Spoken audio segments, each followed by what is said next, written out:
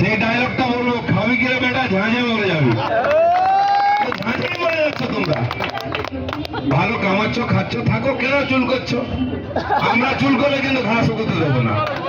যাই মরম লাগাও, কোনো মরম হয়নি, বিজেপি চুলকুনি শুকোবে না। মেদিনীপুর শহরে একদিকে বিজেপির যুব আড্ডায় উপস্থিত দিলীপ ঘোষ, অন্যদিকে একই সময় একই স্থানে যুব তৃণমূলের বাইক মিছিলকে ঘিরে ব্যাপক বিশৃঙ্খলা। উভয় পক্ষের চোর স্লোগানে সরগরম পঞ্চুরচক এলাকা। মঙ্গলবার সন্ধ্যা মেদিনীপুর শহরের পঞ্চুরচকে পূর্ব ঘোষিত কর্মসূচি ছিল বিজেপির যুব মোর্চার। বিকেলে 6টা নাগাদ আড্ডায় উপস্থিত হন মেদিনীপুরের সাংসদ দিলীপ ঘোষ।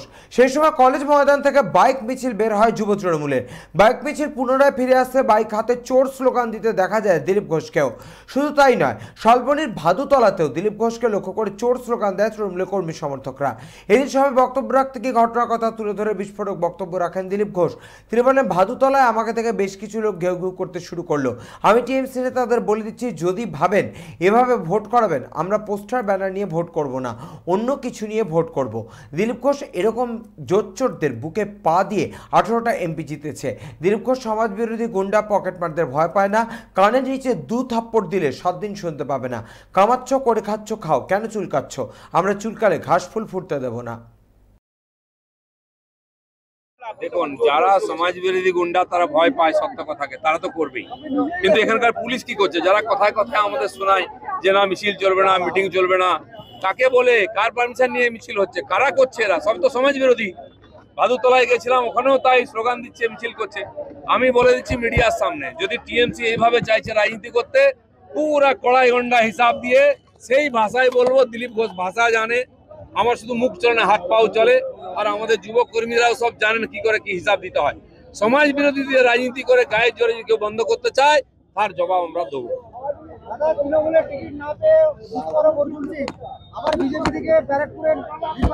ছেড়ে দিন, অর্জুন সিং কি করুন, ওনার হাতে ছেড়ে দিন।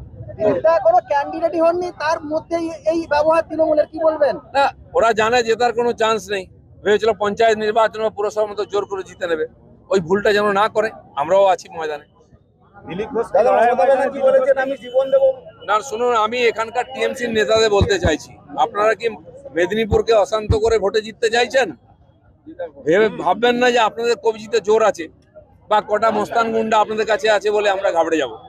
তাহলে আমরা ওই ভাষাতেই উত্তর দেবো। আমি সমস্ত জেলার নেতাদের বলছি, দিলীপ ঘোষ তো সমস্ত পার হয়ে এসছে, আমার কিছু যায় আসে না। আপনারা ভাবুন, তাহলে আমরাও বাড়ির থেকে টেনে টেনে হিসাব করে নেব। আজকে এখানে সিএ পাস করেছেন আমাদের কেন্দ্র সরকার, মানুষকে কথা দিচ্ছেন, রেখেছেন, আমরা সবাইকে লাড্ডু খাওয়াবো। আসুন সবাই লাড্ডু খান। ওখানে আমরা শুরু করলাম, বেশ কিছু লোক এসে ঘেউ ঘেউ করতে শুরু করলো। আমি জুন মালিয়াকে, সুজয় ভদ্রকে এবং এটা সমস্ত টিএমসি নেতাকে আজকেই বলে দিচ্ছি, যদি আপনারা মনে করেন যে ভোটটা এভাবে করবেন, আমরা কিন্তু পোস্টার ব্যানার নিয়ে ভোট করবো না, অন্য কিছু নিয়ে করবো। আর এই যারা চেঁচামেচি করছে, কানে দূর পরে বলে আসো, বাড়িতে যেন বলে আসে, নামটা কেটে দেয়। দিলীপ ঘোষ এরকম জোচ্চোরদের বুকে পা দিয়ে 18টা এমপি জিতেছে, নিজের 87,000 ভোটে জিতেছে। এই ধরনের সমাজ বিরোধী গুন্ডা গাছকাটা পকেট মারদের ভয় পায় না। কানে নিজে 2 থাপ্পড় মারলে 7 দিন শুনতে পাবে না। সেটা আজকে প্রথম দিন বলেছি, আরে ক্যান্ডিডেট ডিক্লেয়ার হয়নি। হ্যাঁ, ক্যান্ডিডেট তো ডিক্লেয়ার হতে দাও, তারপরে লড়াই হবে। সেই ডায়লগটা বলবো, খাবি কিরে বেটা, ঝাঁঝে মরে যাবি। ঝাঁঝেই মরে যাচ্ছ তোমরা। ভালো কামাচ্ছ, খাচ্ছ, থাকো, কেন চুল করছো? আমরা চুল করলে কিন্তু ঘাস শুকোতে দেবো না।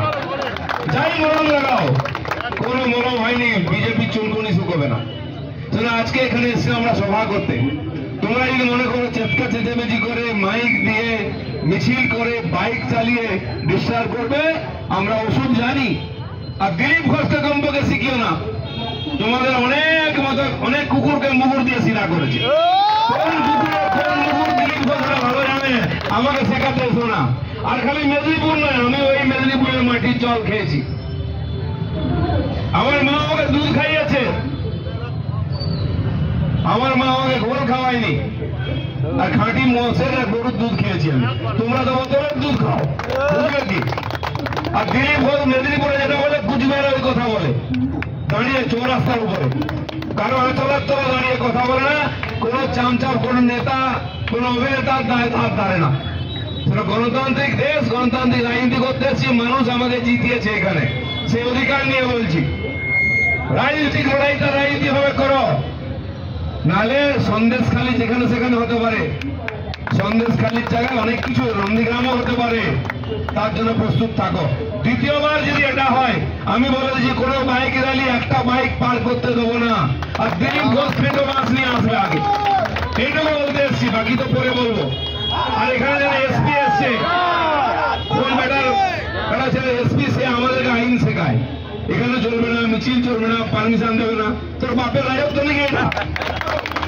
এই যে অ্যান্টি সোশ্যাল গুলো বাইক নিয়ে যাচ্ছে, গেট কাটা পকেট মার গুলো দেখতে পাচ্ছ না, নেওয়া হয়েছে আইন। দিলীপ ঘোষকে শেখাও।